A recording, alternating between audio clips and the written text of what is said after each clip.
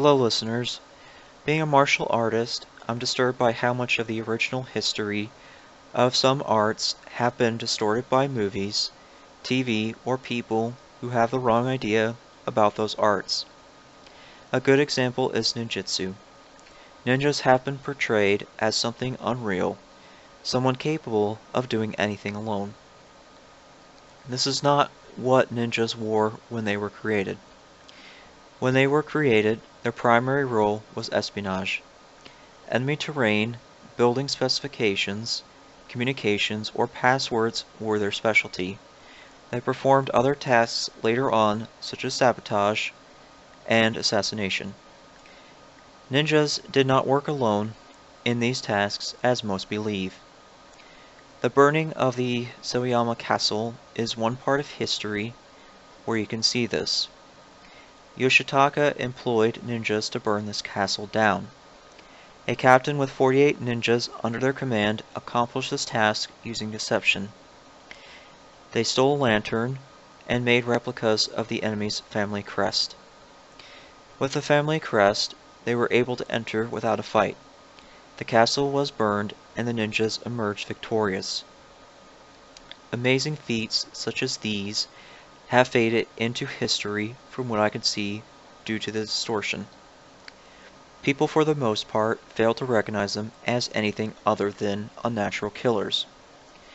When I talk to someone who claims to be trained in ninjutsu, I ask if they know the name Junichi Kawakami. I ask this because he is considered to be the last known true ninja to be alive.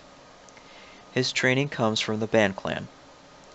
If they don't know him or the Band Clan, then that tells me they have training from someone who more than likely has the distorted view that I mentioned. Ninjutsu sadly is not the only martial art where this happens, so I would like to end this blog by giving some general tips about martial arts. Most martial arts are not all about killing. Some teach survival, self-defense, spiritual connection with chi, and other skills.